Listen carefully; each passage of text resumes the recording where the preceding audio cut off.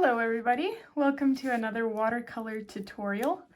I am just preparing my watercolor piece of paper here by bordering the edges with Scotch tape. So I'm just using regular tape here that I am conserving by splitting like this down the middle.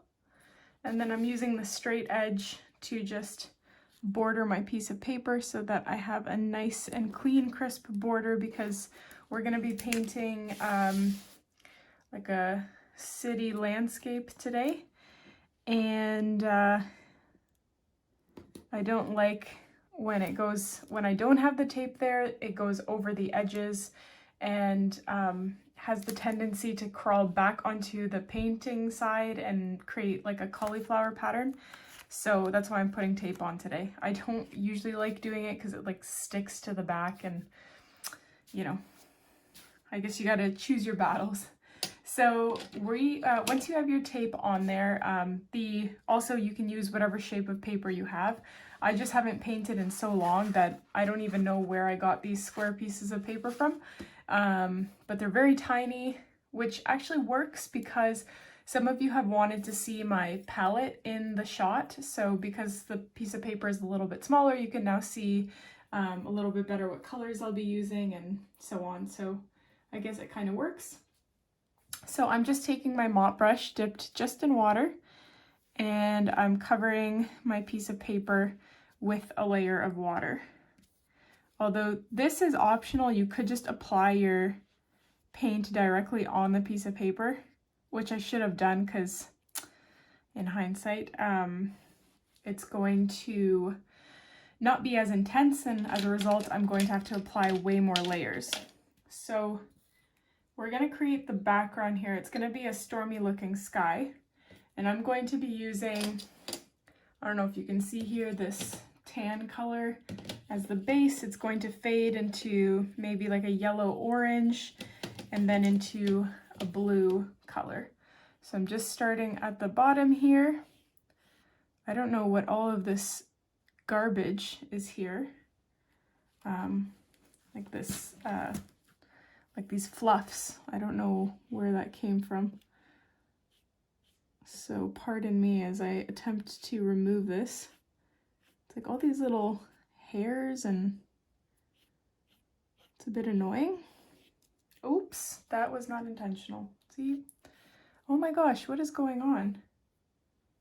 So I just changed out my water. I think that may have been what the issue was. Because I haven't painted in so long, the cup that I usually use for water was just gathering dust, and I guess all the dust particles gathered in there when I poured the water in, so hopefully that fixes it.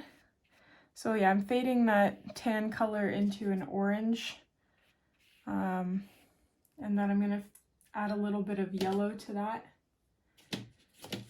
So the reason why I haven't painted in a long time, like you guys haven't noticed because luckily I had pre-uploaded videos, but I've been really sick, and I'm not out of the woods yet. I just happen to be having a good day today.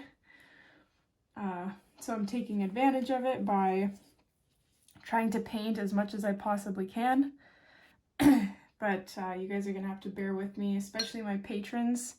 I really apologize to you guys. I know one person has messaged me asking like when you're gonna get more content. I am so sorry. I am trying to keep up, but that's life, right? Life gets in the way. And my health, I gotta deal with my health first. So anyways, you can apply your colors however you'd like. I kind of just did a mishmash here. I don't want these colors to be as bright because like I'm gonna be applying this really stormy cloud cover on top, but this will just do for now.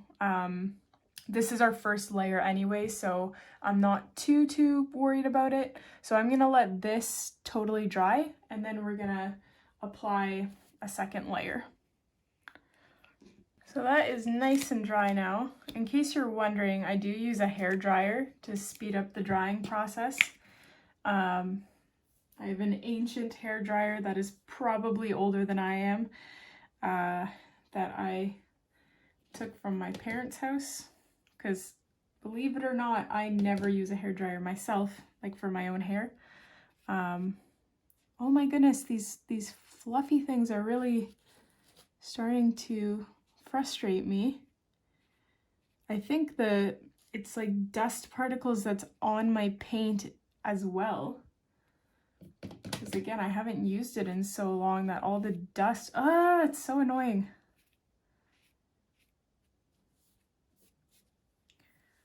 Sorry about that. Luckily, we're going to be painting kind of buildings on the bottom here, so it'll be okay if it shows a little bit. So you can follow the general pattern of colors that you laid on the first time. I'm kind of going with the beige a little bit more because it's showing through, like the colors that are in the first layer are still showing through a little bit, which is quite nice because it's still yellow, but it's not this intense yellow that I had in the first layer there. And then I'm going to grab some blue, fade that out a little bit.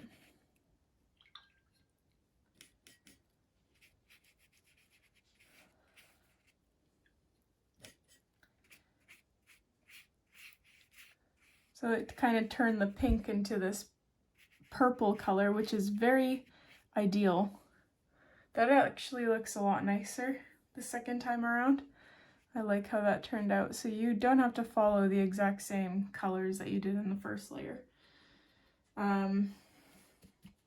So what I want to do now, we're going to be working quickly here. We don't want the second layer to dry.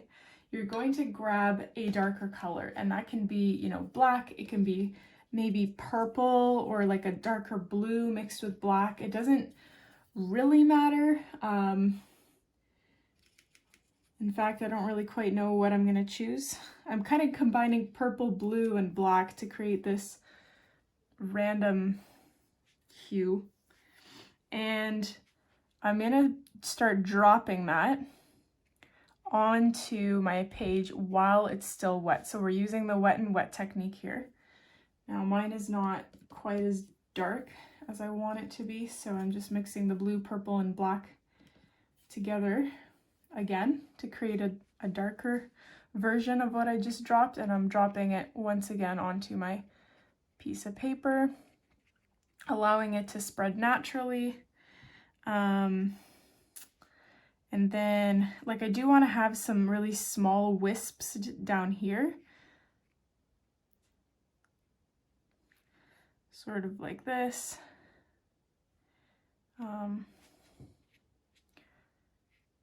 Just keep in mind down here, we're going to have like a cityscape with a bunch of buildings. So you do want to leave this bottom fourth of your painting a little bit clear. And you can drop this pigment wherever you feel like dropping it.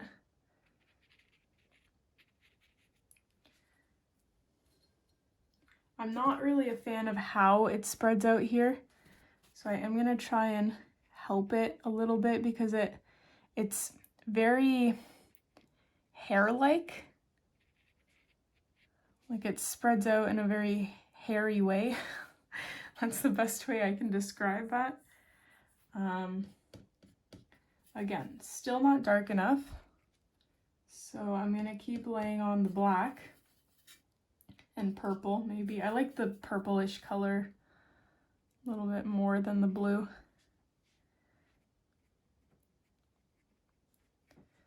I do want to create a dramatic sky, so just keep laying it on until you're happy with how dramatic you want your sky. You might not want yours as dark as mine, especially since we spent a little bit of time on creating that really nice background. And if you're just going over the whole thing with a dark black, or sorry, a dark purple or a black, then I totally get why you wouldn't want to cover everything that you just painted.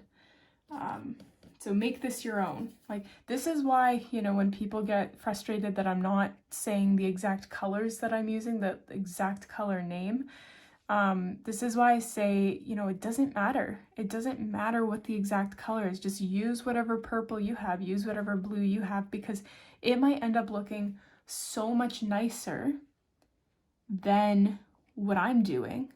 That's happened to me before. When I, you know, look at other people's paintings as inspiration, and I change things up, and sometimes it's a mistake, but they're good mistakes. They're mistakes that result in a really nice painting that, one, makes yours totally unique, but it also lets you practice and learn from your mistakes and evolve as an artist. So that's just my 2 cents. So as you can see, I am continuously adding more and more onto my painting, because as it dries, or as it spreads out, I suppose, it becomes a lot less dramatic in the intensity, and I really do want that black to stand out, or that dark purple to stand out. So that's why I just keep going. Like, I let it dry a little bit, and then when it spreads out, I drop even more on, and I just keep going, you know, until I'm satisfied, which I am still not. So that's where we are. Just be careful. You have to be mindful that your paper doesn't dry too quickly, because then as you apply more and more pigment on, it'll dry into like a cauliflower pattern, and obviously we don't want that. So I'm using cotton paper here, and cotton paper is really best for wet on wet techniques, and, you know, just landscapes in general that require a lot of time for you to apply the pigment that you want. Like, you don't want it to dry too quickly. That's when you want to really use the cotton paper. But the first 2 years at least of this channel, I did not use cotton paper in any of my tutorials. So it can be done without cotton paper if you don't have access to it, or you don't want to spend the money on cotton paper. I totally get it. I didn't want to either, but once I tried it, it was kind of hard to go back. So you know what? I think I'm going to leave it there, because if I keep going, I'm going to totally just cover the really nice colors that I had in the background. So I'm going to let this completely dry before we move on to the next step. Okay, so this is mostly dry, and the only part we really need to be dry is the bottom, because we're going to be painting the city landscape right now. And I mean, you are welcome to paint. You can Google whatever city landscape that you want. I am kind of tempted to paint like the Toronto landscape, because it has a really, the CN Tower is quite high in comparison to the other buildings, so it would look quite nice, I think. But I am not going to look up a picture, because that is too much effort. Instead, I am just gonna go with the flow and see kind of what comes out of this. So the simplest thing to do, I'm going to go a lot closer here. The simplest thing to do is to create boxes beside one another. So you can paint, like, you can start with just a box like this.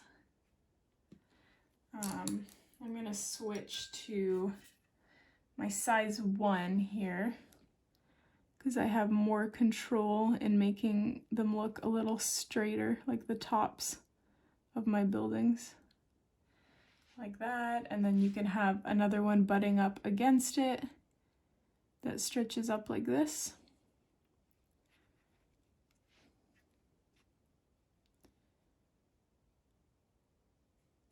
Oops.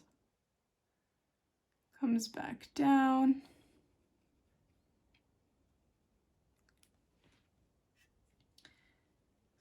Gonna have maybe one that goes like this.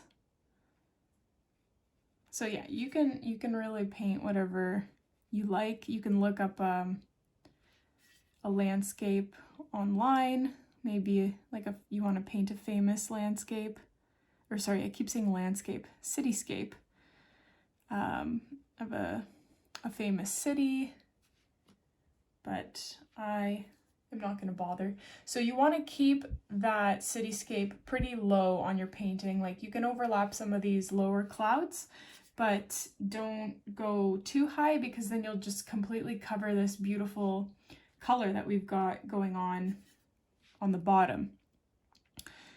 And like once we are done these buildings, we're not going like this, just the boxy shapes, like that's not completely it. We are going to add some more details to make it look a little bit more realistic.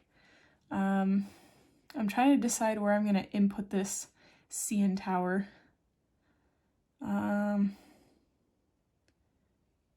Maybe here. I am going completely off of just what I think it looks like from my memory of seeing it in pictures. So this one obviously is going to stretch very high. Oh, you know what would look nice? The Statue of Liberty, I think. So you're welcome to paint that if you want. But again, I'm just too lazy to look up an image on the internet. And I don't have my computer here. So I am trying to be, just trying to get some painting done, you know? Low effort. That's why I really like landscapes like this, where it's just the background wash is what really makes it beautiful.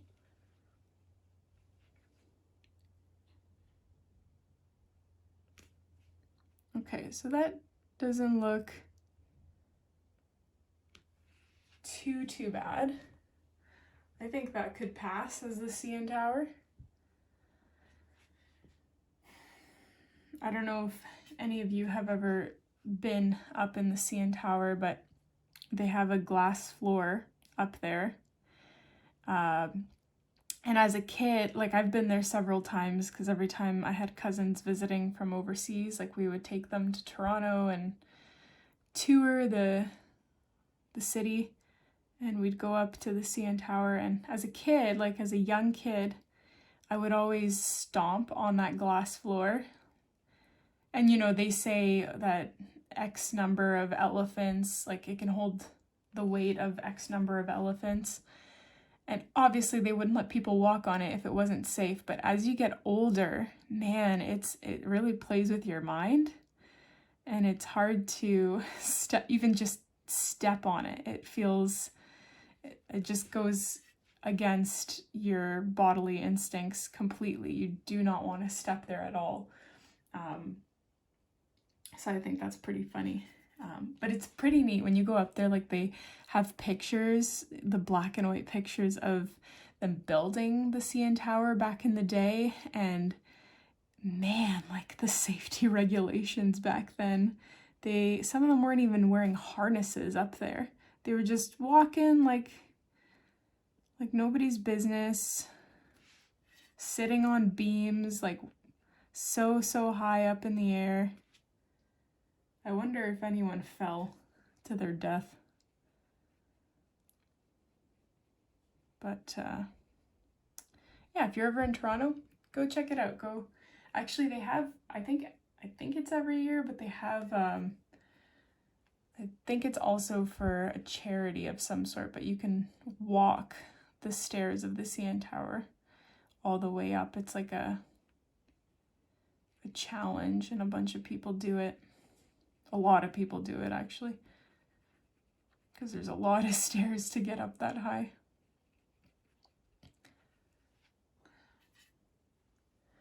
So So this is actually turning out nicer than I was expecting. The entire idea is just to keep painting these black blocks right next to each other. Here I left a little bit of gap just to add some sort of variation, and I think I'll do it again here. Just do whatever you feel like. You can experiment, you can make multiple paintings like this because the background is so easy. You can just tape an X across a piece of paper and do like 4 of these backgrounds at once, and then just experiment.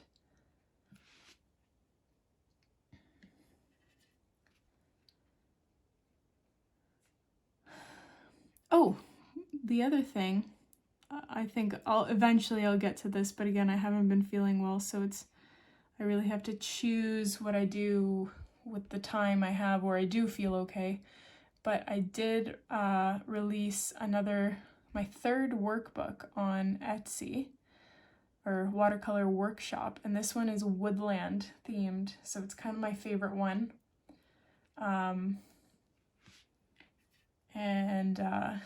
Yeah, I just go over how to paint different forest animals and different like styles of trees and tree stumps and mushrooms and, you know, that kind of theme. So if you're interested, by all means, go check it out. But eventually I will make a trailer for it and release it on YouTube like I've done with the floral one and the winter watercolor one.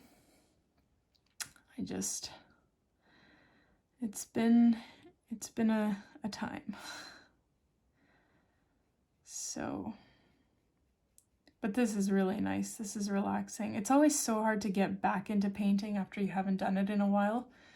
Like I really sometimes have to drag myself to do this, but when you start getting into it and the painting is going well, it's really nice to be doing it again. So, okay, I'm gonna zoom back out. That is quite nice. I am going to let these black buildings completely dry before we kind of finish it off and make it look nice and pretty. Okay, so my buildings are dry, other than this little spot here, but can't be bothered. I have taken some white acrylic paint, but white gouache or white, even whiteout, honestly, if you have a fine tip, would work for this. We're going to be applying the windows of our buildings. So these are going to be 2 apartment buildings.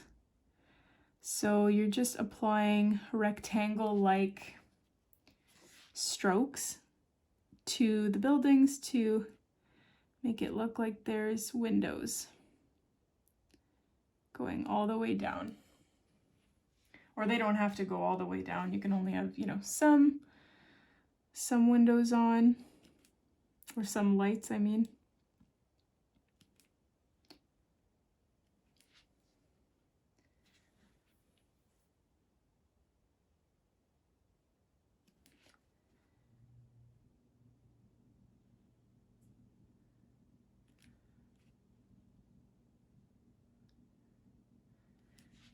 You can kind of change it up, paint the windows as big as you want them to be, like it's totally up to you.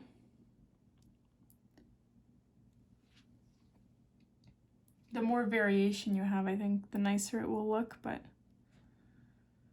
do whatever you want. I am, by the way, going against my own advice and using my really good 000 paintbrush here for acrylic paint, which you really should not do because I already ruined one and then had to replace it with this one. And some people have asked, oh, like, why can't you use it? You can use your watercolor paintbrush for acrylic paint, but because the acrylic paint is, you know, a completely different type of paint, it interacts very differently with the brushes the bristles that are on watercolor paintbrushes. And sometimes it gets into this part here, like it goes into the metal part and dries and really kind of spreads the bristles apart, so they're no longer really close together, and therefore you don't have a very fine end that allows you to paint fine details with. So you do have to be, you know, quite mindful and aware that you might be really destroying your good paintbrush by using it in a way that it is not intended. But I don't know where the one that I use for acrylic paint went. And as I said before, I just don't feel like putting in too much effort in looking for it, so I'm going to make an exception here. Now the CN Tower is usually lit up, but I cannot for the life of me remember how it is lit up. I think it was like the top and the bottom of these. It looks something like that. And then it has I think it has a light on top. Like it has a light here and a light there. And then obviously the elevator, I think, was also lit up. I don't know. Whatever, it doesn't have to be accurate. The other thing you can do if you're brave, I'm not gonna do it because I don't trust myself, but adding like white undertones to the clouds, I think that would look really nice. If I had done that while it was still wet, I think I would have tried it then, but I'm not gonna take the risk now. But we are done with our city landscape here. I hope you guys enjoyed this tutorial. Oh shoot, you know what? I almost forgot to peel the tape off. That's what makes this whole thing fun. There you go. There's the big reveal. So I hope you guys enjoyed this one. If you did, please let me know in the comments. Hit like on this video. Don't forget to subscribe, and I will see you in the next one.